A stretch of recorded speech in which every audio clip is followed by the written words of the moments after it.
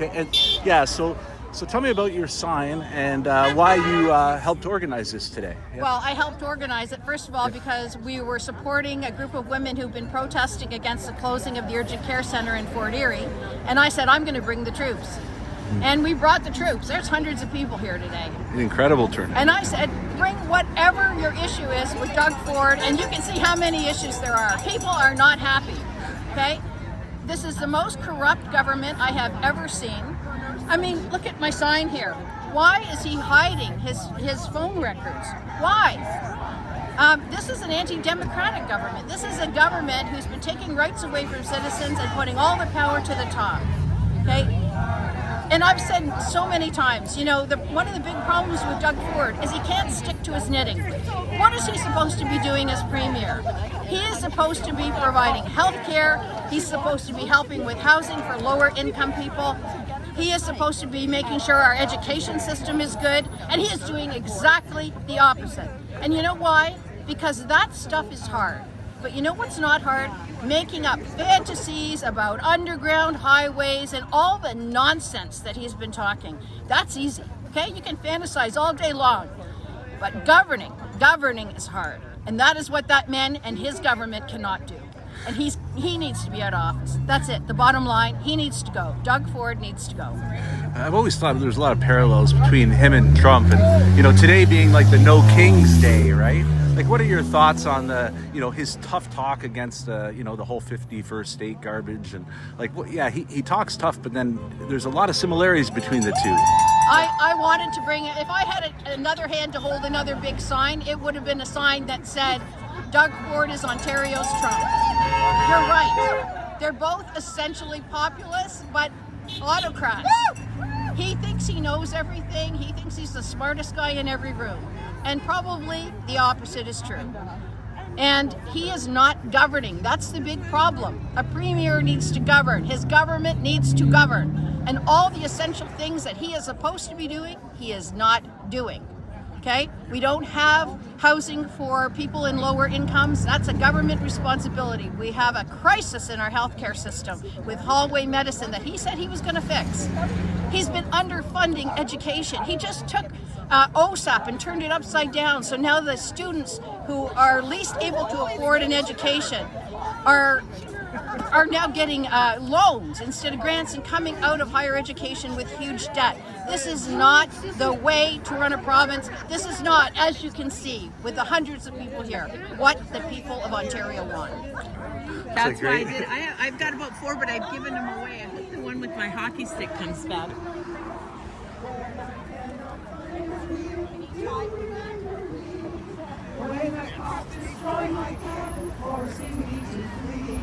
When there's no place left to go, do remember me. Oh, Doug, remember me.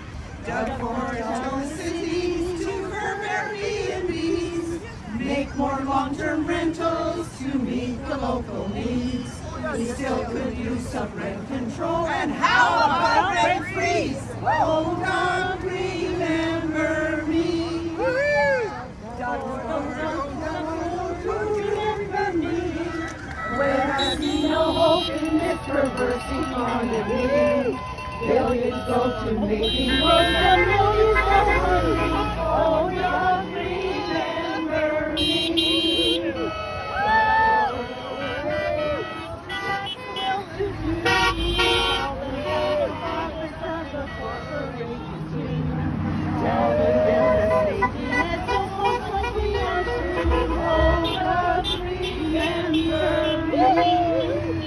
I got home in glory land, but I can't think that long.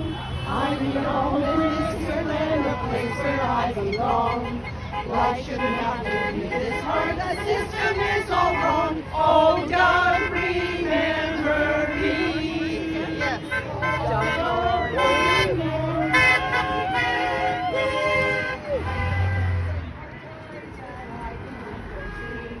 I have lost my home. He wants to. Sorry. Go ahead. Yeah. This sign is about our judge to judges because Doug Ford wants to have elected judges like the Americans do, so they control like the way America does, and we do not want that here. Yeah. Definitely do not want that. It seems like a very similar style of politics. Same sort of. That's why I say Doug Ford's a lot like Trump, but a little more sneaky. Yeah. He can say some things which sound good, Yes. and I think Trump's lost that lately. He's just gone pure tyrant, right? And just that, he's riding on a tailcoats on Mark Carney because Mark Carney's getting all these jobs, like all these big batteries and Japan and stuff coming to Ontario, and those jobs are going to be created, and he's going to get credit for it because if you notice the symbol on TV, it's Liberal and Conservative symbol together. So Ford is riding on Carney's tails. Yeah, definitely. Yeah. So, And we do not want U.S. politics here why not? Yeah. because it's dangerous and people are suffering. People are going without homes, education, and it's just getting worse. And there's too many wars Trump is doing, and we're not that. We are a peace-loving country. We've always been. We got to take care of our people first. That's why we elect these officials to all Ontarians, all Canada, not just for the rich. And everything seems to be going to the rich. And we can't have that anymore. There's too many billionaires and not enough help for the people. What do you think of the whole 51st state garbage? Never. I'm proud Canadian, over 60 years here, and I love my country. And I had 2 boys in Afghanistan, so no. I want peace. People deserve to be able to have food. And please stop blaming Carney people, because that is Doug Ford and the Conservatives. The big food chains contribute to the Conservative politics. So Yeah, we're really starting to feel the effects of, 3 terms of Ford now? He's got it go. Yeah. He's just, his head's getting too big. And so is his pockets, I'm sure. Yeah, I heard can you tell me a little bit about that? Why is that important that they don't get rid of the FOI? Yeah. Well, that's the information of, if he wants to save his phone calls, where he does, his texts where he does governmental work on behalf of Ontario, but really we know who it's on behalf of. And it's he's refusing to show them, so he's using the FOI as a fence.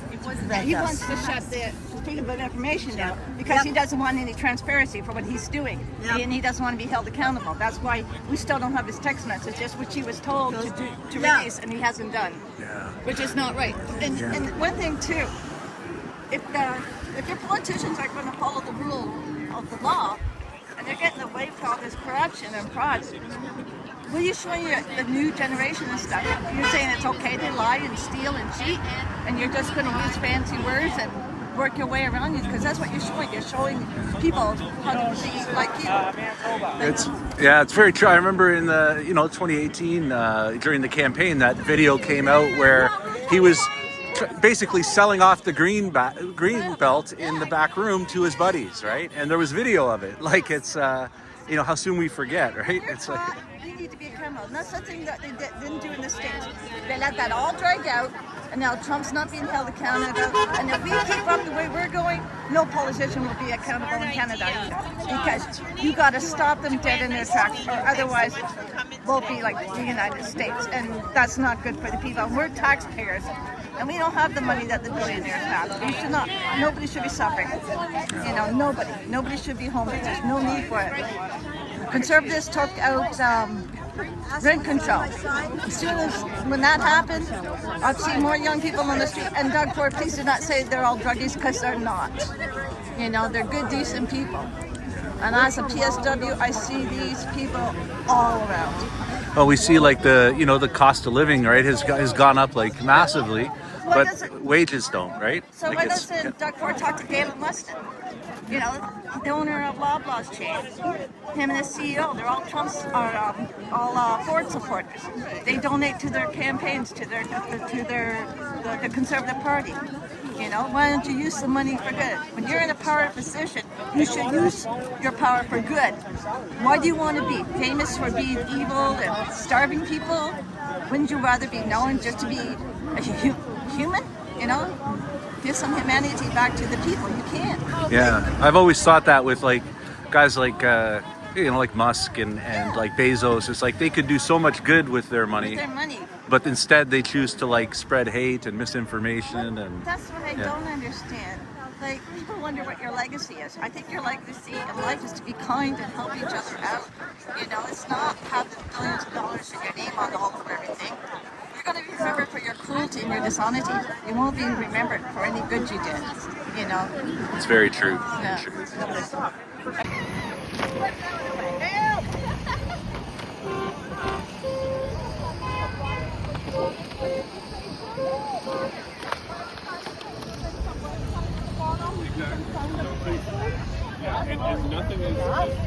Which group?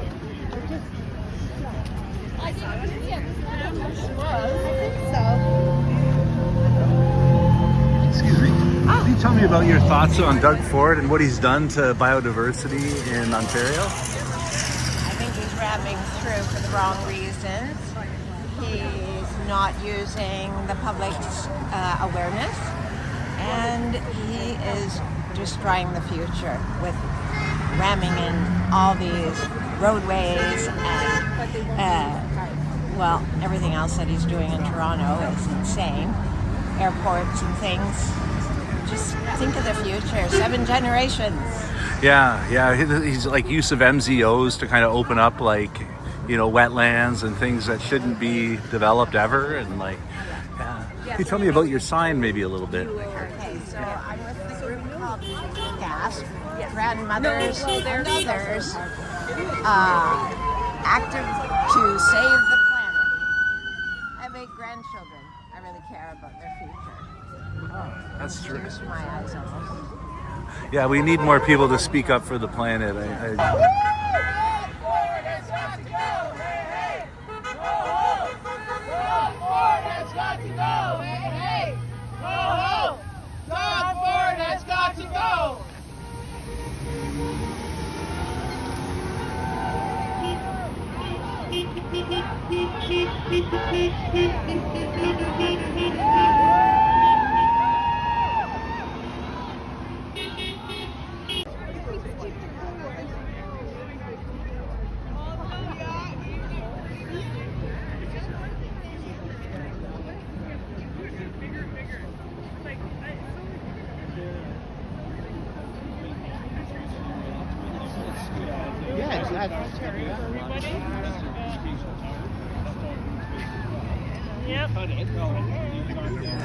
Question exactly? Well, I think one Trump is too many as well. So yeah. And today's No Kings Day, right? Like we're hearing in the States. So I've tried to put putting together a video here just to talk about the Canadian perspective on what we're seeing. I don't know. I've been noticing as a journalist, I've been seeing the effect of Donald Trump here for over a decade, and I think now we're starting to feel the consequences. With the economy, with the environment, war, and Doug Ford. I ran in 2018. I ran for the NDP in HLA, Hastings, Lennox, Addington, and we called him Trump Light. Yes, exactly. So, if you could just talk a little not bit. As light as anymore. Yeah, he's becoming more and more obviously like Trump himself. Well, I find that interesting. Like he's, he has this tough talk about the 51st state and, Doug Ford. And, what are your thoughts on the whole 51st state trash that Trump has been putting out and the Canadian response to that? Do you want to answer that one? Well, I think I like what's been happening in terms of candidates moving forward and taking care of our country and building our country as opposed to getting too caught up on the rhetoric that's coming from the States. I don't think provincially that the board's been doing too much to help much of anything. And I think that especially with this, the Freedom of Information law that he's trying to change, to hide whatever it is that he's hiding with his phone records. It's very Trumpian. It's I've got a problem and I'm going to try to change the law to hide what I need to hide. And so more and more, I think that we're seeing that kind of behavior of them, that they're going to do what they want, regardless of whether the citizens of this province ask for it. And so, yeah, there's, I think, a lot of parallels between what's happening in south of us and sort of the way to just kind of ram things through in terms of legislation and not giving citizens and other politicians the ability to kind of debate things, ramming through legislation and then taking off for another vacation. It's kind of becoming a pattern. So, not pleased. I think the other overarching thing is the attention paid to the benefit of the well-to-do at the expense of the not-so-well-to-do, and bringing down very large projects that Ford expects the general public, meaning the average guy, to pay for, even though they'll benefit very little, if at all, from it. Meanwhile, losing the advantages that they're supposed to get from government when it comes to things like education, healthcare, the most important services. So, to me, that's one of the reasons why he more strongly, as the days go by, resembles Donald Trump. Yeah. I think we see in the States, he's always, I don't even like to say his name anymore, but it's like he's always like, we're winning. We're getting tired of winning. It's like, but they've cut healthcare to how many? How many people now are going to die because of his policies, right? And it's like we seem to, be a little bit too close in some ways. When in Ontario, I think here with Doug Ford, with the cuts to healthcare and education, and it'll get worse with privatization as he expands that his plans. And the data is out there that it costs more to fund privatized care than it does to the public system. And I don't know, that doesn't seem to matter. I thought, conservatives are meant to be fiscally responsible, but it costs more to have a surgery outside a public hospital in a private clinic, but yet money is constantly being funneled into increasing this, privatized, profitized care. And nobody's seeing any benefits, for that. There's still this hallway medicine that continues to be a horrible problem. Like, hospitals are being built and then people are just in the halls. So it doesn't, it's like building infrastructure without preparing to fund the people that are providing the healthcare. It's hard to remain optimistic. Oh, yeah, definitely. It seems like, there's more awareness now the one positive I kind of see out of all of this is, comes from the negative of experiencing wealth inequality firsthand, right? And we're seeing this the cost of living and not, it's going up, but wages are, staying the same. And, yet at the same time, we're seeing these billionaires, with the most grotesque amount of wealth that you can imagine, less and less people are being cared for. And,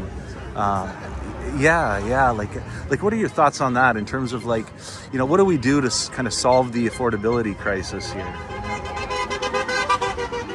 First, don't elect a conservative. You have to have people who believe in social benefit from good government, and this government does not believe in that at all. It's obvious every day. And then trust in those that you selected who have shown themselves to be in possession of a strong moral conscience, and let them do work with confidence. What are your thoughts on Pierre Poilievre? Pierre Poilievre? Yeah. You don't have time. I knew that was a loaded question, so I thought I'd end with that, right? It seems to me like, Ford is Trump light, and he's just I wrote a piece a while ago, it was about, him being a parrot for Donald Trump. And, I think he's towed the line the entire time, and you could just see him squirm when this 51st state thing came up, because all of a sudden those points weren't hitting the same way with many Canadians, right? It wasn't obvious to him what he should say. He had to think about it.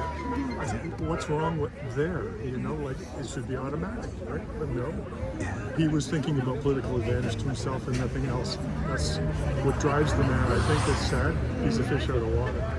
Yeah, I think he. The divisions, he was doing so well on kind of pushing that division between Canadians, and when we needed to kind of come together with this threat of the 51st state, it's like his he kind of lost his talking.